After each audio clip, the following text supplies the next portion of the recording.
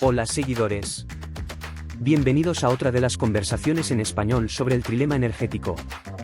Nuestros anfitriones, María Luisa Castaño y José Antonio Martínez, JAM, conversan hoy con Ángel Benedí, director de gestión de energía de Capbat, con una amplia experiencia internacional en países como México, Brasil, Francia y España. En este episodio, nos chocaremos con la realidad del calentamiento del planeta y la transición energética y veremos algunas opciones a nuestro alcance. María Luisa, JAM, todo vuestro.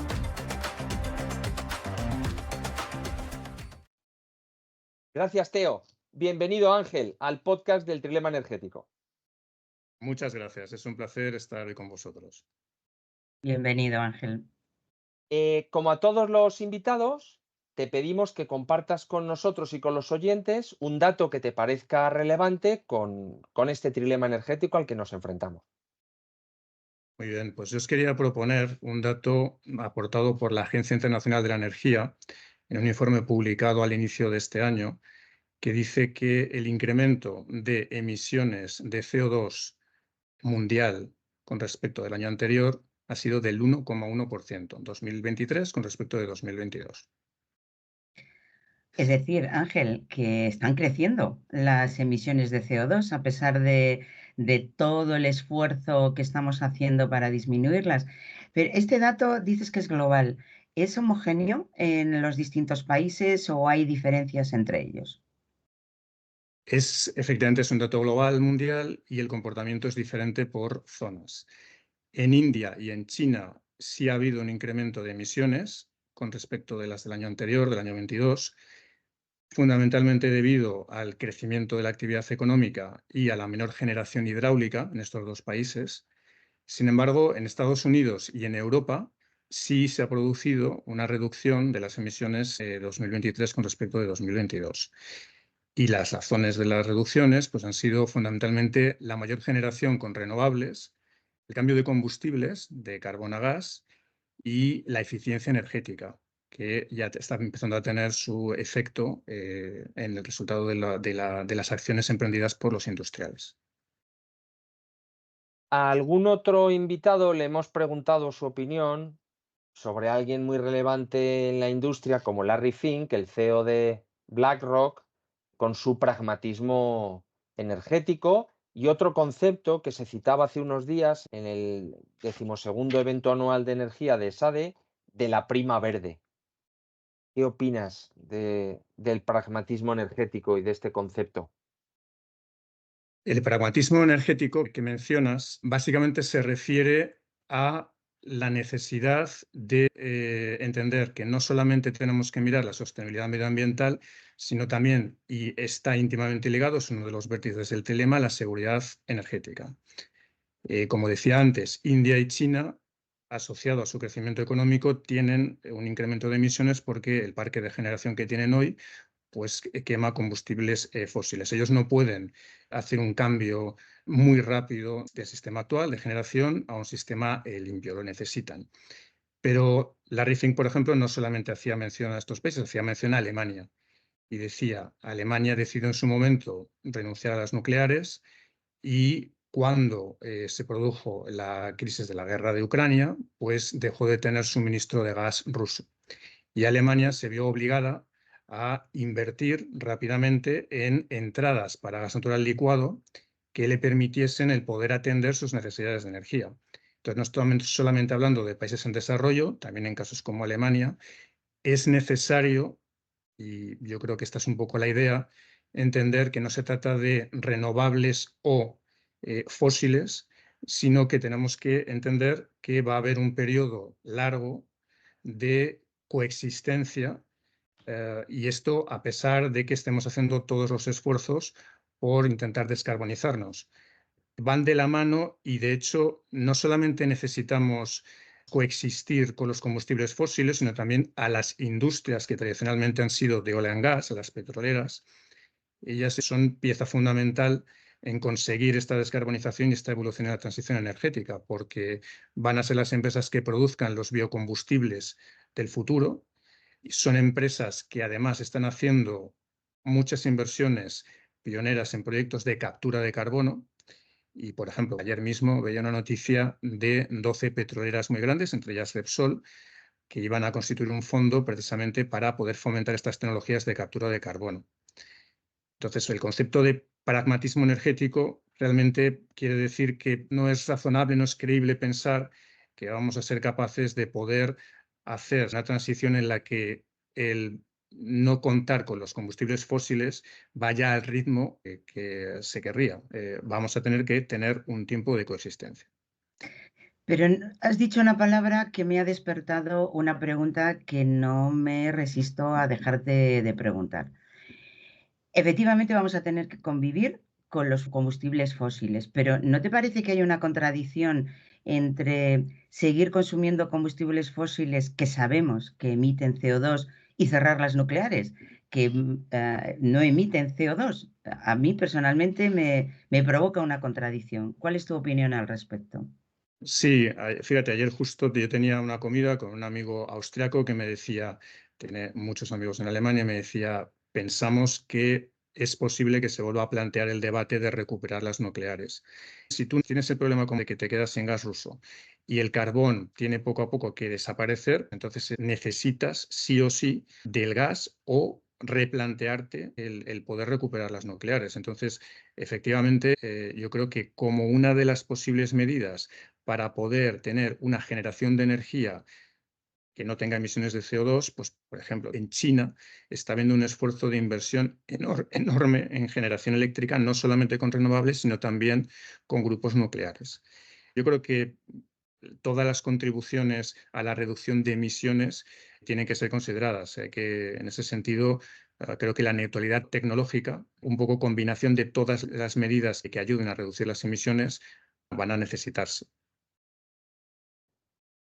Ha salido recientemente el informe anual de Bloomberg sobre la energía y empiezan a hablar de un concepto alineado de alguna forma con lo del pragmatismo energético, y es que mantenemos todas nuestras previsiones del net cero, del escenario de cero emisiones, pero han planteado un escenario del economic transition escenario, ¿no? De la transición, vamos a decir, económicamente viable o que nos podemos permitir.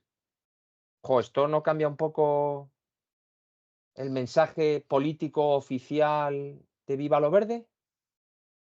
El informe al que haces referencia de Bloomberg, que es muy reciente, es muy interesante, la verdad, porque sí que presenta un escenario que hasta ahora no era tan evidente encontrar, en el sentido de decir cómo creemos que va a evolucionar el incremento de temperatura de la superficie del planeta, con respecto de esa referencia que tenemos de 1,5 grados con respecto de la era preindustrial, cómo va a evolucionar en un escenario en el que el crecimiento en inversiones asociadas a la transición energética tiene los incentivos actuales, sin medidas adicionales y sin subsidios. Y apunta a que el incremento de temperatura que tendríamos es de 2,6 grados, no de 1,5. Apunta a un pico de las emisiones anuales en el planeta antes del año 2030, y luego ese pico, es verdad, una vez alcanzado ese máximo, hay una reducción paulatina hasta el año 2050, pero quedando un nivel de emisiones en el año 2050 por encima de las emisiones mundiales del año 2000. Me gustaría poder compartir con vosotros otro dato.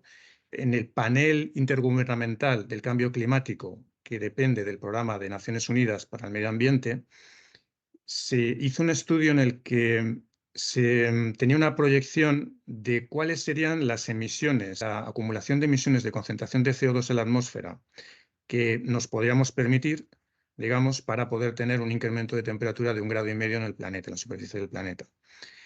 Las cifras por encima es 2.500 gigatoneladas de CO2 acumuladas en la atmósfera el año 2020, 3.000 gigatoneladas de CO2 nos podríamos permitir, digamos, para cumplir ese objetivo de 1,5 grados.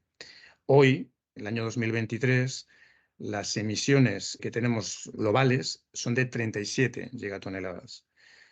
A ese ritmo, a 37 gigatoneladas al año, evidentemente estamos muy por encima del 1,5 grados. Es verdad que el escenario de Bloomberg evidencia que no vamos a mantener el nivel de emisiones actuales, es decir, las emisiones sí se van a reducir, sí se va a alcanzar un pico. Hay efectivamente una tendencia en el que va a haber una disminución en la evolución de las emisiones de CO2 en la atmósfera, pero no apunta a que vamos a llegar a ese 1,5 grados del Acuerdo de París. Para llegar al 2050 en el net cero, eso lo que significaría es que se han hecho todos los esfuerzos para reducir al mínimo las emisiones en ese año, y las que queden, porque no haya sido posible reducirlas, serán compensadas con mecanismos de captura de CO2 en la atmósfera. Y el cero se conseguirá por la neutralización de emisiones que queden en ese momento y de los proyectos, como digo, de captura Pero de que hoy carbono. no tenemos ni la tecnología, a lo mejor. Pues realmente hay tecnologías que están en un estado muy incipiente de desarrollo, algunas, pero sin embargo hay alguna solución de corto plazo que realmente yo creo que cumple con los 3 vértices del trilema, y en concreto con la aportación de una huella de carbono negativa. Y estoy hablando del biometano, el desarrollo del biometano, por ejemplo. Esa es una solución de corto plazo que contribuye a la descarbonización, y es algo que podemos aprovechar el potencial que ahora mismo tenemos por delante en el corto plazo. Ángel, has mencionado el biometano, pero lo has unido a la palabra potencial. ¿Significa esto que en España, vamos a situarnos, el biometano no es aún una realidad en cuanto a combustible? ¿Es una tecnología madura? ¿Le falta algo? ¿Cómo ves este biometano como una pieza en nuestro mix energético? María Luisa, España está identificado como uno de los países europeos con mayor potencial, junto con Alemania, con Francia y con Italia. En este momento, el desarrollo, plantas en operación, hay muy poquitas, pero sí que ha identificado un potencial muy grande. Hay un objetivo a 2030 que llevaría a que el biometano aportaría aproximadamente un 5% de la demanda de gas nacional, pero por el potencial identificado podríamos pensar que podríamos tener entre un 20 y un 40% de la demanda nacional atendida con biometano, que es perfectamente intercambiable en las redes de gas natural actuales con el gas fósil. El biometano español no ha tenido, o el negocio de biometano en España, los incentivos que se han dado en otras geografías y que han permitido que haya, en algunos casos, miles de plantas en operación de biogás y biometano. Dicho tal y como lo estás contando, parece una buena solución, pero me ha parecido entenderte que en el mejor de los casos, la sustitución del gas natural por el biometano podría alcanzar el 40%, pero ¿qué más tenemos que hacer? Porque hay una parte que no la vamos a poder sustituir por combustible no emisores. ¿Qué hacemos con el resto? ¿Qué otras soluciones podemos poner sobre la mesa para paliar ese exceso de CO2 que vamos a tener que emitir?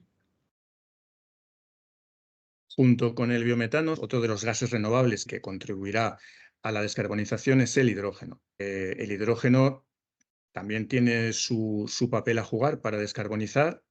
Lo que pasa es que el hidrógeno verde, las proyecciones que había inicialmente bastante optimistas, ahora se han revisado últimamente para tener objetivos en unos plazos no tan agresivos, y probablemente para que se produzca esa entrada del hidrógeno verde en unos años podría tener sentido el hablar del hidrógeno azul, que es un hidrógeno que se produce a partir de metano y que es un hidrógeno que hoy tiene un coste de producción menor, no precisa de electrolizadores porque Menor que el hidrógeno. menor que el hidrógeno verde, y que puede servir como un facilitador de que se genere todos los eslabones de la cadena de valor de la economía del hidrógeno, desde el productor hasta el cliente final, que se genere esa economía del hidrógeno, y cuando el hidrógeno verde alcance, sea posible la producción con un precio más bajo que el que hoy tenemos, pues efectivamente tengamos una demanda creada para poder entrar, para poder incorporarse. En una frase, el colorcito azul que le ponemos de apellido al hidrógeno, ¿qué significa? ¿Qué tiene que ver en comparación con el hidrógeno verde de renovables o el hidrógeno gris de gas natural? El hidrógeno verde se llama así porque en la electrólisis del agua se utiliza electricidad de origen renovable. Esa es la condición. Y hay condiciones estrictas o habrá en unos años incluso de simultaneidad horaria en cuanto a la producción de esa energía verde y el momento en el que se produce el hidrógeno verde. El hidrógeno azul es hidrógeno producido a partir de metano con vapor de agua a una temperatura alta, de 700 y 1000 grados, y se llama azul porque tiene captura de carbono. El hidrógeno gris es el que se generaría a partir de metano. Si se tiene un proceso luego de captura de carbono, ese hidrógeno no se llama gris, se llama azul. Esa es la diferencia, esa es la denominación habitual. Es curioso porque es el combustible, el hidrógeno, que más colores tiene. Parece un arco iris. Pero, Ángel, ¿cómo de madura está la tecnología del hidrógeno? Digo, la generación de hidrógeno a partir de combustibles fósiles es un hecho y de hecho lo consumen muchas industrias. Ya el hidrógeno verde o el hidrógeno a través de electrolizadores es más complicado, pero hablamos de producción. ¿Qué pasa con las infraestructuras? ¿Qué pasa con el transporte? ¿Qué pasa con los usos finales del hidrógeno? Hace no demasiado hablábamos de la molécula que iba a solucionar el trilema. Ahora hablamos de una pieza. ¿Cuál es tu opinión al respecto del hidrógeno y cómo va a encajar en este trilema? Yo creo, María Luisa, que para el hidrógeno, pero parecido, te diría, para la energía eléctrica de origen renovable, las redes son fundamentales y el esfuerzo que hay que hacer en poder desplegar las redes necesarias como para poder hacer llegar esta energía verde renovable y esta molécula de hidrógeno verde es fundamental y es un esfuerzo muy importante el que hay que hacer. Nosotros en España tenemos un agente muy proactivo en el fomento de las infraestructuras de transporte, que es Enagas, y tiene un plan construido en conjunto con el mercado para poder ir al encuentro de la demanda y la oferta, y parte de inversiones en gasoductos nuevos, pero también en la conversión de los gasoductos existentes para poder ser utilizados en un futuro para poder transportar hidrógeno. Ángel, ¿cómo se transforma una infraestructura que es de gas natural para ser una infraestructura de hidrógeno? En un blending hasta el 10%, bueno, puede ser la misma infraestructura, pero ¿qué se necesita en esa infraestructura para transformarla en una que se transporte hidrógeno? Pues las infraestructuras actuales hoy sí que permiten el poder transportar hasta un 10% de hidrógeno en las redes de gas. La transformación para redes dedicadas de hidrógeno es una materia que en este momento los expertos del sector de transporte de gas natural están analizando, porque no solamente es transportar, sino también es comprimir en un sistema en el que tú estás moviendo hidrógeno. Tienes también la complejidad de las estaciones de compresión que tienes que saber adaptar a tener un gas diferente. Entonces, yo creo que es algo que está en estudio, en desarrollo y en análisis por parte de todos los agentes del sector del transporte de gas natural hoy en día. No te podría decir que hay una respuesta clara y evidente. Por ejemplo, el gasoducto de Medgas, que es el gasoducto que une Argelia con España, es un gasoducto submarino que alcanza una profundidad de 2000 metros, apoyado sobre el lecho del Mediterráneo. Técnicamente no es evidente el cómo conseguir hacer la compresión y el transporte de hidrógeno por los gasoductos actuales. Pero en eso están haciendo todos los esfuerzos, grupos de trabajo de expertos hoy. Bueno, Ángel, muchísimas gracias por esta participación. Yo te quería hacer la misma pregunta que le hacemos a todos los ponentes y es si tuvieras la lámpara de Aladino, ¿qué le pedirías para desbloquear este trilema energético? Pues yo creo que ahora mismo no es demasiado creíble el pensar que vamos a ser capaces de poder conseguir el mantener el incremento de temperatura en el 1,5 grados que se estableció como objetivo hace unos años. Ya hoy es complicado, creo, el poder tomar decisiones que nos lleven a poder mantener esa cifra. Creo que estoy más cerca de pensar que esa proyección de Bloomberg del 2,6, si hay incentivos adicionales, si hay medidas adicionales, con todo el esfuerzo y todo el convencimiento de ayuda a la descarbonización, podríamos quedarnos cerca, entre el 1,5 grados y los 2,6. Pero ahí vamos a estar. Entonces, yo creo que a la lámpara lo que le pediría es que hay que mantener el esfuerzo que hay hoy en todas las medidas de descarbonización, de incremento de renovables, de incremento de la eficiencia energética, para hacer lo mismo con menos, así se consigue también emitir menos, con todas las medidas de apoyo a tecnologías que capturen carbono, con todo el desarrollo de biocombustibles, nuevos biocombustibles, de metanol, por ejemplo. Creo que hay que insistir, yo pediría que hay que insistir, hay que mantener el esfuerzo actual y intentar hacer que ese incremento sea lo menor posible, pero milagros como para llegar al 1,5 me parece que no es muy creíble. Nada que se le resista a la lámpara de Aladino, igual te escuchan y yo creo, José Antonio, que Ángel nos ha dado una pista porque estamos haciendo un esfuerzo y este podcast lo recoge para eliminar el CO2, pero tal vez deberíamos de plantearnos cuáles son medidas de mitigación. Él ha hablado de captura de CO2 y nos vamos a tener que situar ahí, porque el 2050 todavía queda, pero el 30 lo tenemos ahí al lado y además del esfuerzo en girar a otro combustible, hay que implementar técnicas de mitigación, no tengo ninguna duda. Muchísimas gracias, Ángel. Una conversación extraordinaria. Le hemos dado un repaso bien al trilema y a todas sus posibilidades. Un placer conversar contigo. El placer es mío. Muchísimas gracias por permitirme participar en esta serie tan interesante de conferencias. Muchas gracias. Esperamos que os haya gustado. Prepárate, porque en el próximo y 10º episodio, María Luisa y Ham siguen con los biogases y el hidrógeno, y conversarán con Marta Margarit, presidenta de Enagas Renovables. Por eso asegúrate que nos sigues en LinkedIn, y suscríbete gratis al podcast en Spotify o en la plataforma de tu elección, Amazon, YouTube, iVoox o Apple. No te lo puedes perder.